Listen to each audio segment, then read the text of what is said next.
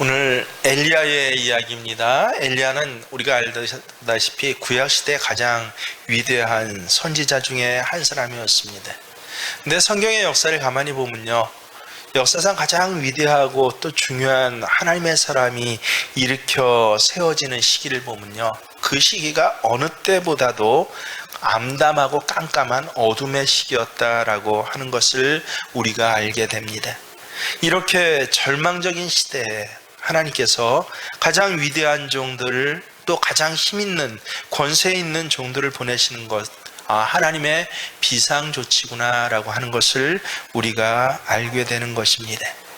우리가 열왕기상의 내용을 잘 알고 있습니다. 그래서 열왕기상에 기록된 바와 같이 엘리야 시대에 하나님께서 갑자기 이른바 하늘문을 닫으셨습니다. 비를 가두어 버리셨습니다. 우상 숭배가 심하고 도덕적으로 문란한 이스라엘을 보다 못해서 하나님께서 징계를 내리신 것입니다. 구약시대의 가뭄이 오래된 것은요, 여러분 자연적인 어떤 현상이 아닙니다. 하나님이 내리시는 징계로 볼 수 있는 것입니다. 그런데 이스라엘의 이 징계가, 이 심판이 기근으로 내려져서 3년 정도, 한 반 정도 지났을 때 하나님은 갑자기, 그게 17장까지 있거든요. 근데 갑자기 18장 오늘 말씀 들었으면서 1절부터 뭐라고 하신 줄 아십니까? 내가 지면에 비를 내리리라 라고 말씀하십니다.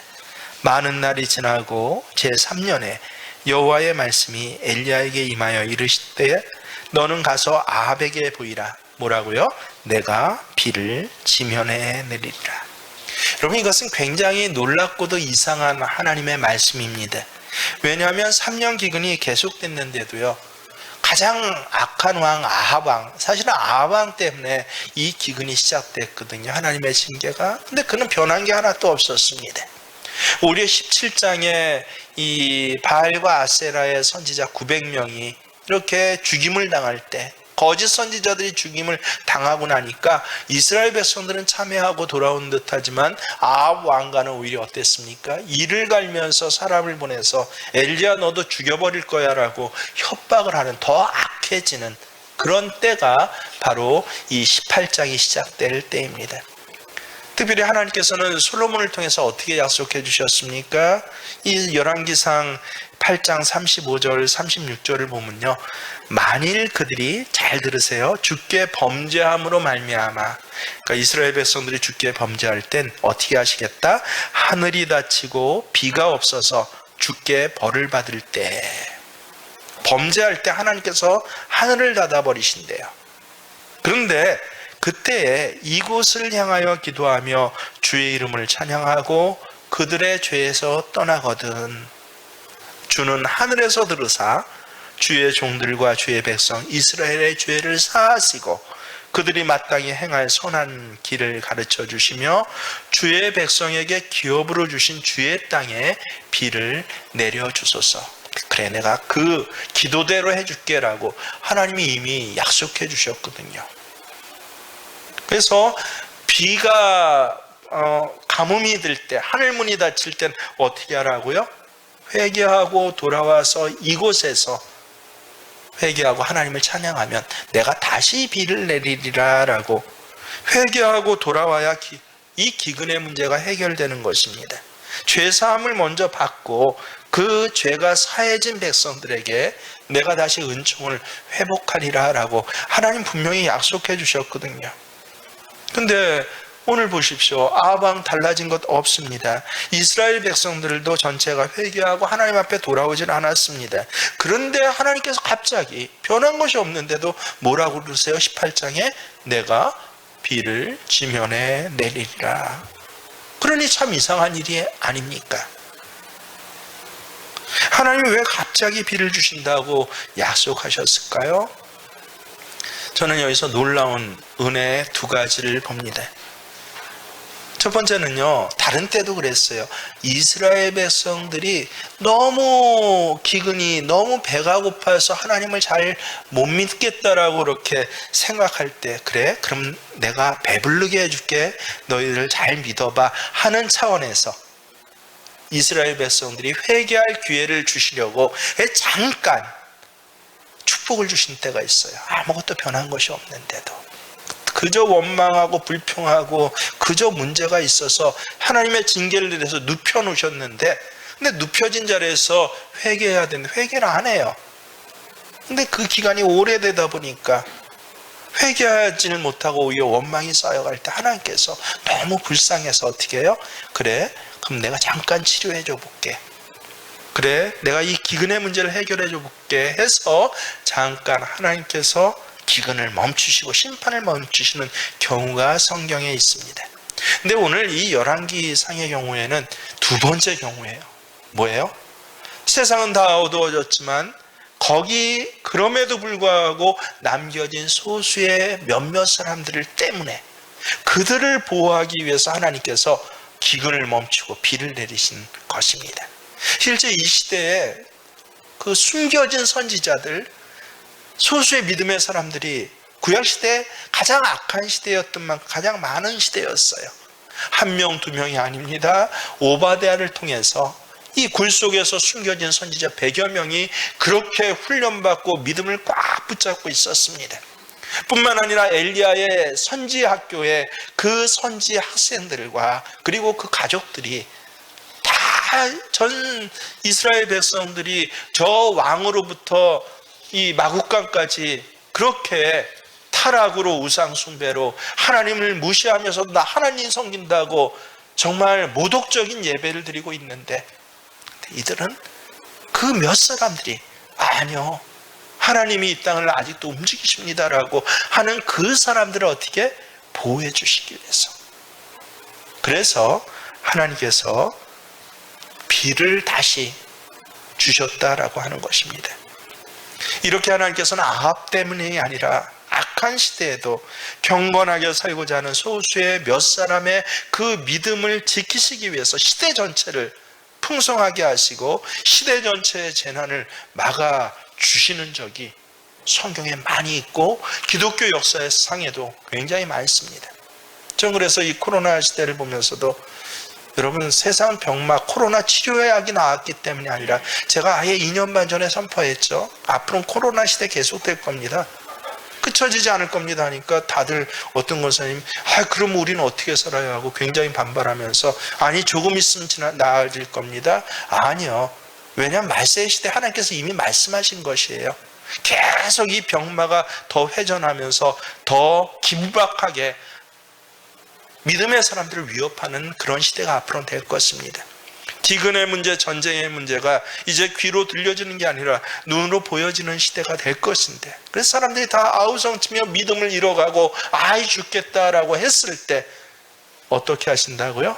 가장 어두운 시대에 몇몇 소수의 사람들을 보존하기 위해서, 아직 구원받지 못한 하나님께서 구원하시기로 작정한 사람들을 돌이키시기 위해서 하나님께서는 오히려 그 악하고 그 흉흉한 시대에 기근이 멈춰지게 하시고 밀가루 또 기름병이 떨어지지 아니하는 은혜를 더해 주실 뿐만 아니라 한 가정 한 사람이 세워지는 것이 아니라 그 사람을 통하여서 오히려 하나님이 구원하실 전체 사람들의 생명들이 세워지는 그러한 일들이 분명히 일어나게 될 것입니다.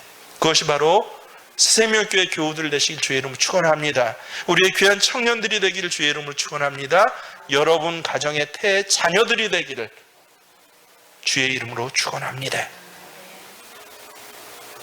근데 오늘 장면을 보면 이상한 것이, 이거 갑자기 비 내렸다 이것 하나뿐이 아닙니다. 더 이상한 거예요. 우린 너무도 많이 들어서 당연하게 생각하는데, 저는 성경을 하나하나 배우면서 처음엔 저도 당연하게 옛날 얘기처럼 그저 이 중고등부 때 들었던 그 성경 얘기처럼 들었는데, 근데 나중에 신학교 가서 하나하나 성경을 강독해 가다 보니까 참 이상하다. 오늘 장면 왜 그래요?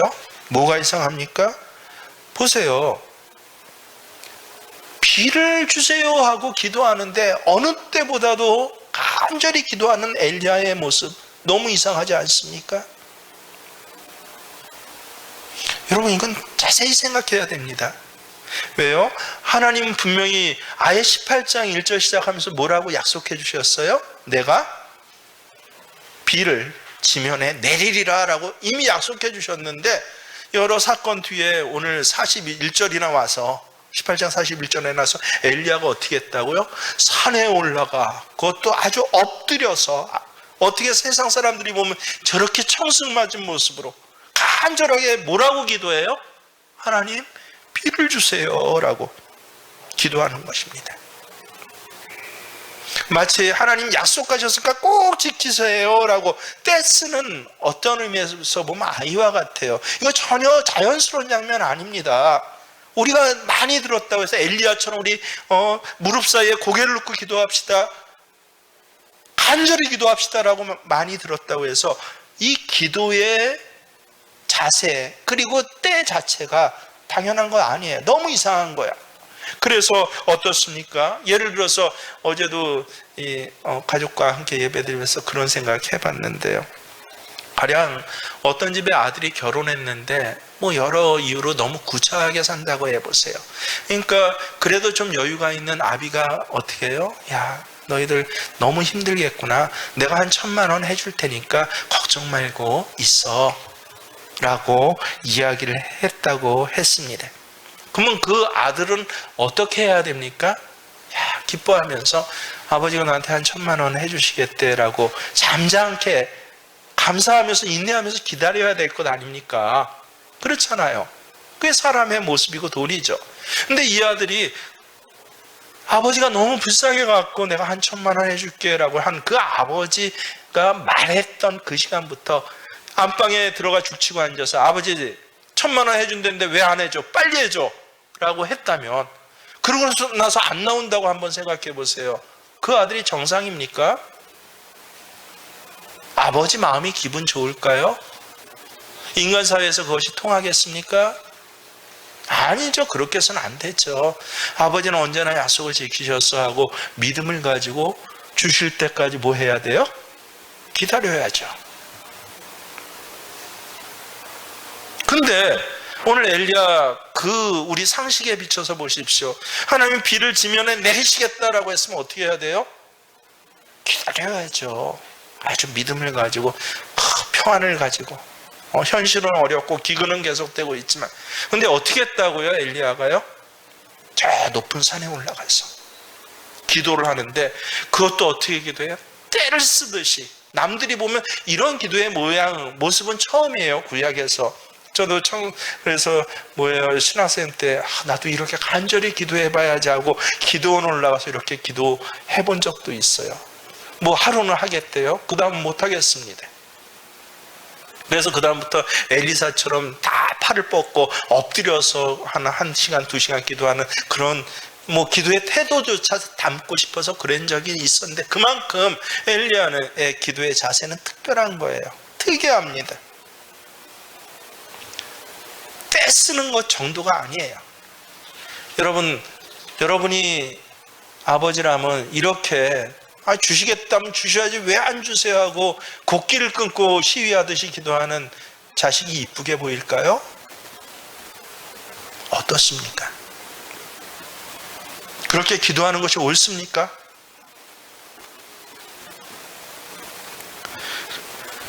그렇습니다. 옳습니다.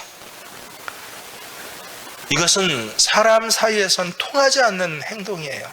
상식 바뀌고 어쩌면 무례하고 불손한 행동입니다. 그런데 하나님에게는 통하는 행동입니다. 왜냐하면 하나님의 약속, 비를 내리겠다는 약속은 어떻게 내려져요? 반드시 기억하십시오. 기도라는 그릇을 통해서 그것을 믿는 믿음의 사람에게 전달되는 응답이에요. 기도라는 그릇이 준비되지 않으면 하나님의 응답이 부어질 수가 없다라는 것을 엘리야를 통해서 보여주시는 것입니다. 여러분, 하나님의 약속이 없었다면 기도할 필요가 없어요. 우리는 우리가 생각하는 아주 세상적인 영에 대해서 너무 무지한 상식을 갖고 기도해서는 안 됩니다. 하나님이 약속해 주셨기 때문에 뭐 하는 거예요? 기도하는 것입니다. 그리고 기도할 수 있는 것입니다. 하나님의 약속을 믿으니까 정말 하나님께서 그 약속을 내게 주십니다라고 해서 드리는 것이 기도지, 약속도 없는데 그저 나 마음에 원한다고. 몸이 아파 누웠어요? 고쳐주세요. 약속이 있어요? 고쳐주신다는? 어떤 사람에게 고쳐주신다고 약속하십니까? 약속 없이 그저 내 상황, 내 감정만을 가지고 하나님 고쳐주시든지 말든지. 성경에 봤더니 고쳐준다고 그랬. 성경에 누굴 고쳐주신다고 그랬어요? 회개하고 돌아오는 자를 고쳐주신다고 그랬지. 약속이 있어야 기도를 하는 것이에요. 어떤 사람에게 길을 열어주신다고 그랬습니까? 사병 우겨쌈을 당할지라도 그 믿음을 버리지 아니하고 하늘을 향하는 사람에게 뭐 해주시겠다? 내가 길을 열어주시겠다라고 하니까. 근데도 약속은 없어요. 그저 나 어려워졌으니까 원망하고 한편에서 불편하면서 불평하면서 그러면서 길 열어주세요. 기도하지 아니하고 길 열어주세요. 그래놓고 하나님께서는 나는 사랑하지 않으신가 봐. 길 안 열어주시나 봐. 지레 넘어지고 쓰러지고 지레 더 점점 쇠약해져 가고. 쇠약해지는 것이 후패해가는 것이 아니에요. 겉사람은 후패할지라도 속의 사람은 새로운 것이 하나님의 법칙인데, 쇠약해져서 뭐예요? 헛되고 소멸되어 가요. 기억하십시오. 우리는 왜 기도합니까? 간절해서요? 필요해서요? 아니요. 약속이 있었으니까 기도하는 것입니다. 이 놀라운 은혜를 알려준 게 바로 엘리야예요. 엘리야의 특별한 기도입니다. 특별한 약속이 있으니까 엘리야가 특별히 기도하고, 마음에 이 약속에 대한 간절한 소망이 있으니까 엘리야는 정말 간절히 누구도 보여지지 않았던 모습으로 오늘 기도하고 있는 것입니다. 예수님도 우리에게 똑같은 말씀을 우리가 못 알아들을까 봐 아주 자세히 더 풍성하게 약속해 주십니다. 바로 무엇이든지와 얼마든지라는 두 가지 단어, 여러분 꼭 기억하십시오. 내 이름으로 무엇이든지 내게 구하면 내가 행하리라. 따라해 봅시다. 시작. 내 이름으로 무엇이든지 내게 구하면 내가 행하리라. 그렇구나. 근데 무엇이든지 구하면 이것만 보는 게 아니에요. 뭐라고요? 내 이름으로, 예수님의 이름으로 무엇이든지 구하면. 예수님의 이름이 뭡니까? 예수님의 말씀으로, 또 예수님의 약속으로 뜻이에요. 약속 있는 것에 대해서는 어떤 일을 다 구해도 내가 무엇이든지 내가 들어주리라. 그뿐입니까? 고린도후서 1장 20절에 보면 하나님의 약속은 뭐는? 시작. 하나님의 약속은 그 다음에 뭐예요? 얼마든지 예가 되니. 그리스도 안에서 예가 돼서, 그래서 그 약속을 이루어주시겠다. 근데 매일 뭐만 기억해? 앞에 건 빼버리고 얼마든지 예만 되만, 예가 되니만 기억해요. 그러니까 반쪽이 아닌 완전히 번역을 해야 되는데, 가끔 보면 이 강독 처음 배우는 시간에 제일 그런 시간에 그래도 외국 강독은 나요. 한문 강독은 앞뒤 순서가 바뀌면 완전히 다른 저게 되거든요. 역사학교에서 이제 처음으로 국사하면서 고전들 강독하는데 완전히 반역을 해요. 그나마 어떤 설명된 책들, 한글화된 책, 국어화된 책, 조선왕조실록 같은 경우에 그렇습니다. 다섯 번째 건인가? 것들을 갖다, 그것도 한 권 못해요. 그 반권 정도 한 학기 내내 그거 강의하는데, 저희 때는 조선왕조실록이 번역 안 돼 나왔거든요. 요새 한 10년 전, 7년 전인가 처음으로 원간본 번역되는. 그러니까 뭐도 없어요? 해설서, 번역서도 없어요. 그거 갖고, 근데 오늘 한 페이지를 강독해 와야 되는데, 뭐 해와요? 번역을 한 게 아니라 한글로 반역을 해와요. 전혀 다르게. 성경도 그렇게 합니다. 뭐예요? 매일 단어 하나 자기 좋은 것만 기억하고 얼마든지 예가 되니. 무엇이든지 앞에 뭐가 있어요? 내 이름으로 구하는 것은 무엇이든지. 그리고 하나님의 뭐는? 약속은 얼마든지. 그래서 엘리야가 이렇게 기도한 이유가 그다음부터는 아주 가슴에 깨달아지는 거예요. 그래서 기도는 중언부언하는 거 아니다. 자기 심정 갖고 하는 거 아니다. 오랜 시간 기도하는 것 아니다. 손 들고 시장 또 한복판에서 기도. 예수님의 말씀 그제서 이해가. 기도는 뭐가 있어야 한다. 시작. 약속이 있고 이 약속을 붙잡고 하는 게 바로 기도구나. 얼마나 놀라운 말씀인지 모릅니다. 그래서 약속을 붙잡고는 이렇게 기도해야 할 때 하나님께서 그 즉시 들어주시는구나. 왜 하나님 안 들어주세요? 라고 하는데, 여러분 오늘 엘리야 약속을 붙잡고 기도하는 모습을 보십시오. 어떻게 기도합니까? 첫째는 엘리야의 기도는요, 구체적인 기도입니다. 꼭 기억하세요. 반드시 우리가 앞으로 살아갈 때 기도 응답받는 3가지 기도법이에요. 기도 태도도 중요해요. 진실하고 겸손하고 그리고 아주 엎드려서 기도해야죠. 하지만 기도하는 모습보다 더 중요한 게 뭐예요? 바로 기도의 내용입니다. 엘리야 기도는 굉장히 명확하고 그리고 단순합니다.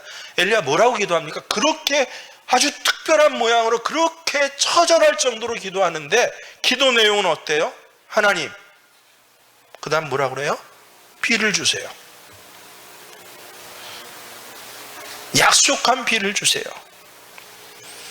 마찬가지로 우리의 기도 내용도 구체적이어야 해요. 그래서 기도 내용 구체적으로 하는 법을 우리 어렸을 때부터 우리 또 청년들에게 가르치지 않습니까?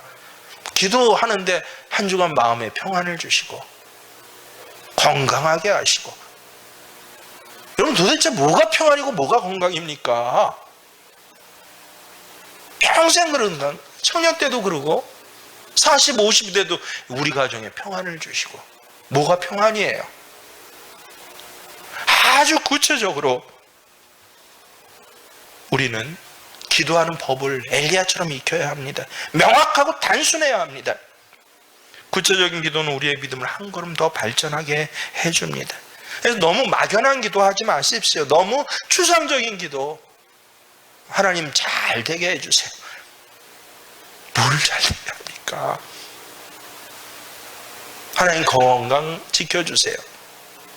도대체 어떤 건강을 어떻게 지켜야 합니까? 우리는 흔히 하나님 너무 광대하신 분이기 때문에 우리가 흔히 이런 사소한 문제, 구체적인 문제로 기도하면 하나님에 대한 도리가 아니라고 생각하는 경향이 있어요. 하지만 그것은 하나님의 전지전능하신 것을 오해하는, 정말 기도 안 하는 사람들이 생각하는, 형식적으로 평생을 기도해왔던 사람이 생각하는 대표적인 모습인 것입니다. 하나님의 전지전능은요, 삼라만상을 다 아시는 전지전능이에요. 동시에 나 같은 이 죄인의 작은 사람의 머리카락 하나까지도 세밀하게 세시는 전능하심입니다. 하나님의 광대하심은요, 전 우주를 포괄하는 우리가 감히 측량할 수 없는 광대하심이에요. 동시에 나의 사소한 문제 하나까지 놓치지 않는 광대하심이에요. 내가 오늘 얼마나 마음이 아팠는지, 저 사람이 저렇게 나를 오해하고 한 소리에서, 저 남편의 저 한마디 늘 가슴에 아픈 문제 때문에, 그 말 때문에 하나님 내가 참 가슴이 아팠어야 하는 이 말 한마디의 문제까지도 어떻게 하셔요? 다 아시는 분이 우리 하나님이세요. 그래서 우리는 구체적으로 기도해야 하는 것입니다. C.S. 루이스는 책에서요, 잘 들어보세요. 제가 이 구절을 너무 좋아하는데요. 마귀는 우리의 기도를 막을 수는 없어요. 우리가 기도하는 것을. 근데 우리의 기도를 너무 영적인 것으로 치우치게 해서 실질적으로 필요한 것들을 구하지 못하게 할 수 있는 게 마귀입니다. 가령 남편의 영혼 구원해 주세요 기도할 수는 있지만 남편이 앓고 있는 관절염을 위해서는 기도하지 않아요. 병원 쫓아다니죠. 그게 바로 마귀라는 것이에요. 무엇이든지 또 얼마든지 주신다는 하나님의 약속 안에는요, 우리의 이 영혼을 위한 영적인 기도는 물론 세상에 속한 내 머리털옷 같은 사소한 것까지 하나님의 약속은 뭐를 통해서 우리에게 주어진다? 기도를 통해서. 기도라는 그릇을 통해서 우리에게 부어지는 것이지 그냥 부어지지 않습니다. 정말 생명이 살고 죽는 긴박한 생명의 문제와 근원적인 문제는 하나님께서 우리가 기도하지 않아도 그냥 주셔요. 하지만 우리에게 필요한 대다수의 것들은, 하나님 자녀에게 필요한 것들은 뭐를 통해서만 주신다? 기도해야 주셔요. 그래서 기도해서 얻은 직장은 하나님 주신 직장이에요. 근데 자연스럽게 기도하지 아니하고 어쩌다가 얻은 직장, 하나님 주신 직장 아니에요. 같은 로또 복권을 맞아도요, 저는 그렇게 생각합니다. 기도해서 얻은 로또 복권은요, 하나님 주신 로또 복권이에요. 하다만 기도하지 않고 우연히 맞아서 하나님 앞에 감사한다? 그건 하나님 주신 것 아니라고까지 극단적으로 저는 생각합니다. 그래서 기도는요, 제가 평상시에 늘 말하죠. 시내 관광하듯이 멋진 관광버스 타고 관광하는 게 아니에요. 기도는 공장 창고로 가서 뒷문을 열고 짐을 실어서 그 짐으로 옮겨오는 트럭이 기도입니다. 여러분, 관광버스 타고 시내 구경하듯이 기도하지 마세요. 그건 기도 아닙니다. 예수님 말씀하신 중언부언 기도이거나 아니면 이방인의 주문과 같은 기도이거나,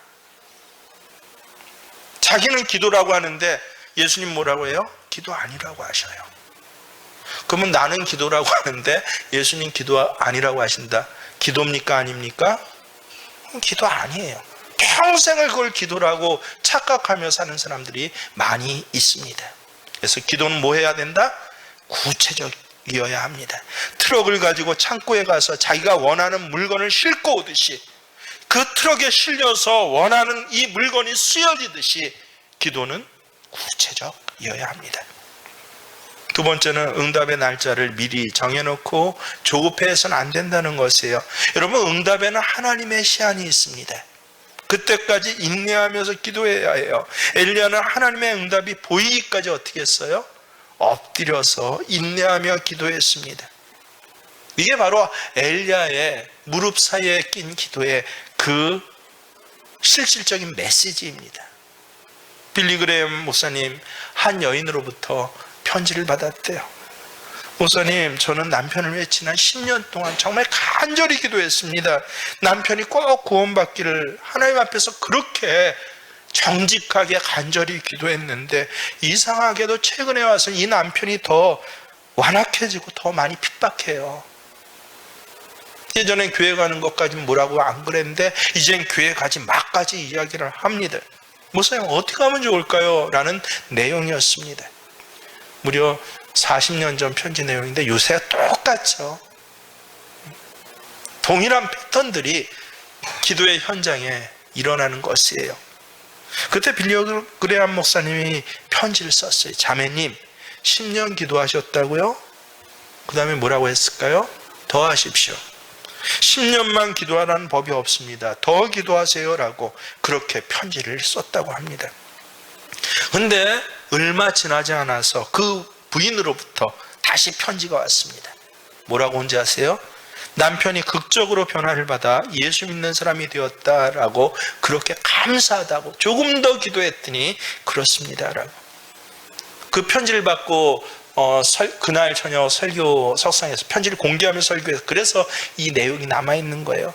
만약에 10년만 기도하고 안 했더라면 여러분은 어떤 결과가 왔을까요? 그렇게 묻는 저녁 설교를 하셨습니다. 10년만 기도하고 말았다면 어떤 결과가 왔을까요? 10년이 지나도 인내하고 기도했기 때문에 그 좋은 결과를 하나님께서 내려주셨다. 우리의 기도가 너무 힘들어서 멈춰지기 직전에 하나님께서 뭐 하신다? 일하신다라는 유명한 말을 이때 선포했습니다.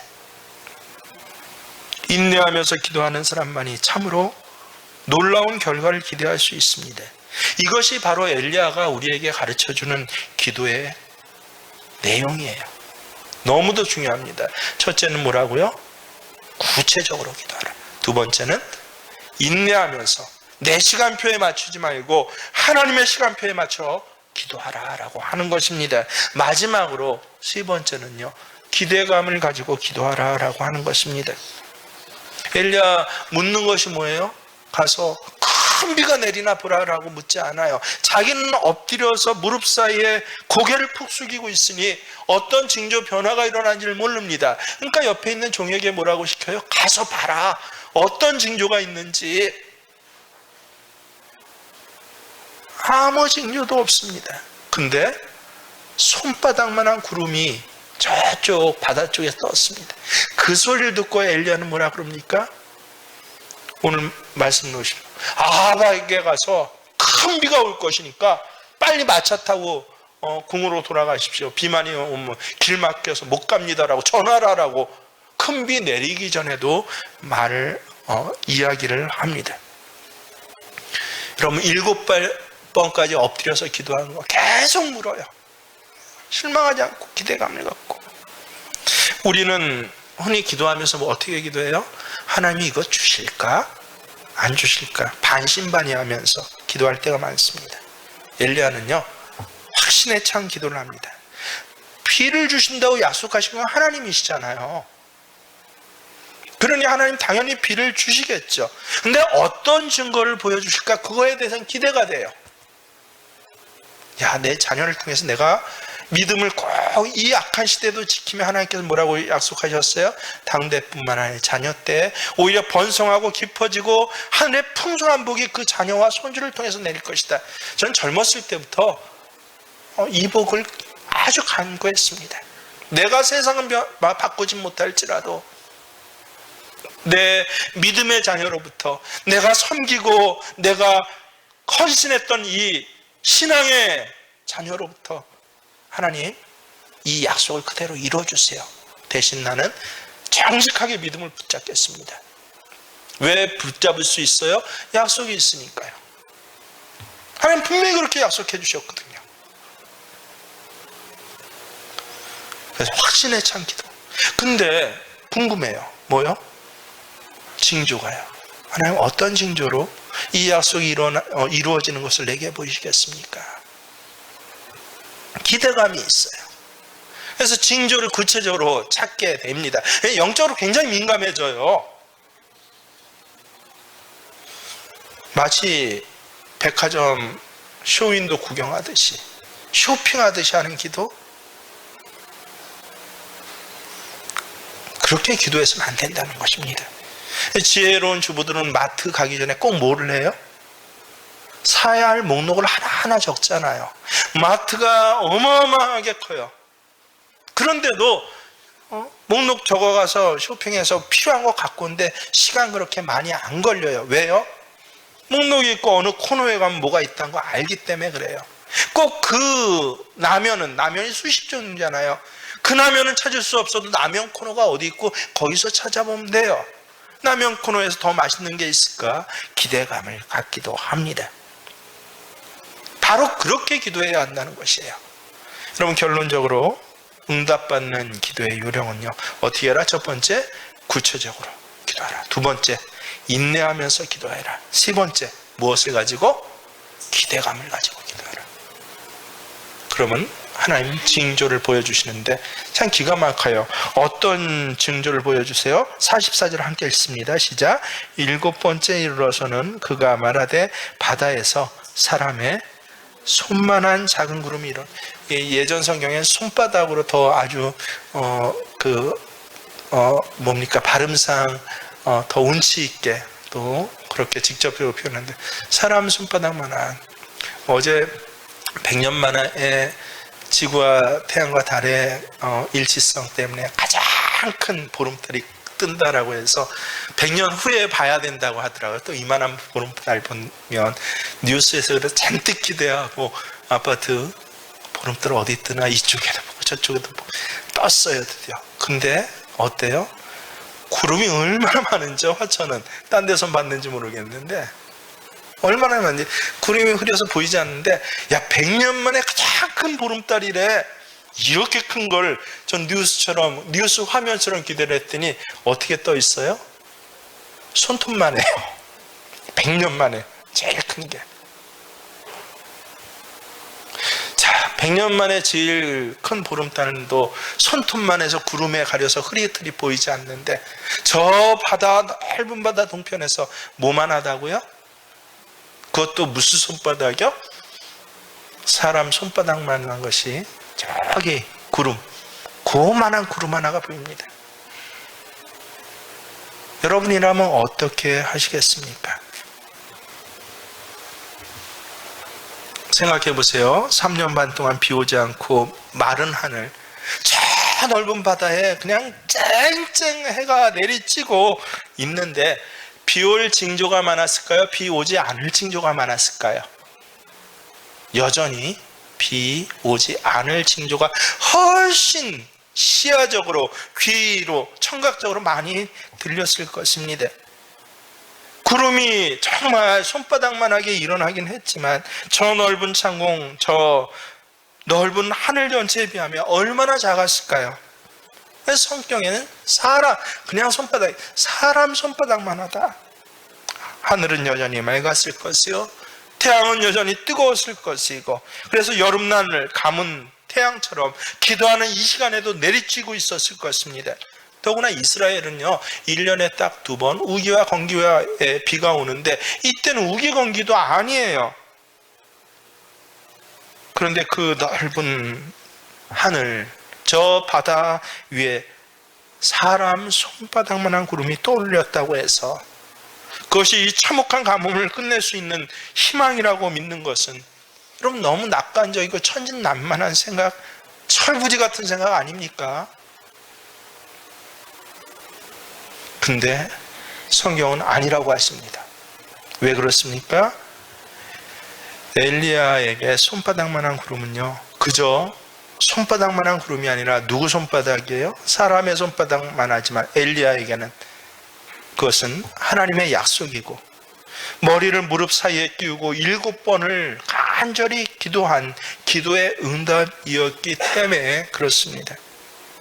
여러분, 우리의 기도의 응답은요 처음에는 손바닥만한 것이라고 할지라도 누구의 손바닥입니까? 그때는 하나님의 손바닥이 됩니다. 꼭 믿으실 수 있는 저와 여러분 되시기를 바랍니다. 그래서 종에게는 사람 손바닥만한 것이 조그맣게 떠오릅니다. 엘리야는 그걸 뭐로 들었어요? 드디어 하나님의 손바닥이 펴지기 시작하셨구나. 이게 바로 엘리야 기도의 핵심이에요. 얼마든지 무엇이든지 응답받는 기도의 비결인 것입니다. 이제 9월달 결실과 더불어 저 안식을, 또 우리에게 가장 중요한 가족의 영혼을 구원하는 이 약속이, 여러분 이 엘리야와 같은 기도로 손바닥만한 하나님의 손바닥을 바라보실 수 있고 체험하실 수 있고, 그래서 그것 때문에 이젠 앞으로는 어떻게 해요? 엘리야처럼 믿음의 기도를 늘 하실 수 있는, 그래서 기도하지 않고 내가 받은 것은 좋은 것은 하나도 없습니다라고 믿음의 선진들과 같이 기도하시는 저와 여러분이 되시길 주의 이름으로 축원합니다. 그렇습니다. 하나님, 우리 함께 찬양으로 우리의 신앙을 고백할 때 주님이 홀로 가신 이 길을 나도 기도하며 인내하며 또 오히려 기대감을 가지고 따라갑니다. 신앙을 고백합니다.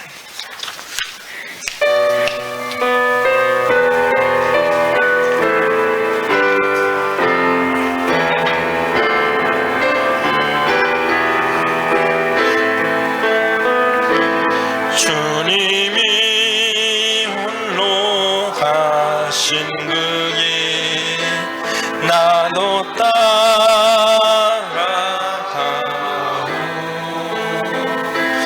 모든 피를 흘리신 그 길을 나도 아버지 하나님 험한 산도 나는 괜찮소 바다 끝이라도 나는 괜찮소 죽어가는 저들을 위해 나를 버리길 바라오 아멘 아버지 나를 보내주오 나는 달려가겠소 목숨도 아끼지 않겠소 나를 보내 우리 기도드릴 때 그렇습니다. 주님 우리가 주님의 약속을 붙잡고 이제는 엘리야와 같이 기도하게 하셔서 그래서 다른 사람에게는 마른 하늘에 손바닥만한 구름과 같지만 하나님의 약속이기 때문에 하나님의 손바닥으로 보여지고 이 손바닥이 마침 큰 비가 내려서 3년 그 가뭄의 시간이 끝장나고 하나님의 은혜의 시간이 시작되는 놀라운 역사가 이제 9월지간에 창조의 질서로 내 삶에서 치료가 되고 회복이 되고 그리고 내 삶에서 이 헌신과 섬김의 일들을 통하여서 하나님 약속하신 창조의 5가지의 그 번성의 복이 내게 있어지게 하여 주시옵소서. 주의 이름으로 기도합니다. 주여 주여 주여 할렐루야 하나님을 찬양합니다. 아버지 하나님 감사를 드리옵나이다. 하나님 세상은 실망할지라도 또 세상은 비 안 올 조건과 환경이 더 많이 보일지라도 그 가운데서 예민하게 주의 약속이시기 때문에 내가 기도합니다 라고 기도하게 하셔서 하나님의 사람으로 일으켜 세워주시는 그 놀라운 주의 사명의 시대 오히려 세상의 컴컴한 어둠의 시대가 아니라 하나님께서 일을 시작하시는 하나님의 종들의 시대가 오늘 이 자리에서 시작될 수 있도록 주님 도우시며 하나님 인도해 주시옵소서. 이제는 우리 주 예수 그리스도의 은혜와 하나님 우리 아버지의 지극하신 사랑하심이 성령님께서는 엘리야처럼 기도하는 자에게 손바닥만한 구름이 보일 때까지 기도하는 자에게 역사를 바꾸시는 큰 은혜를 내리시고 축복과 권세를 내리신 역사하심이 이제 성부와 성자 성령의 이름으로 있어지기를 간절히 축원하옵나이다.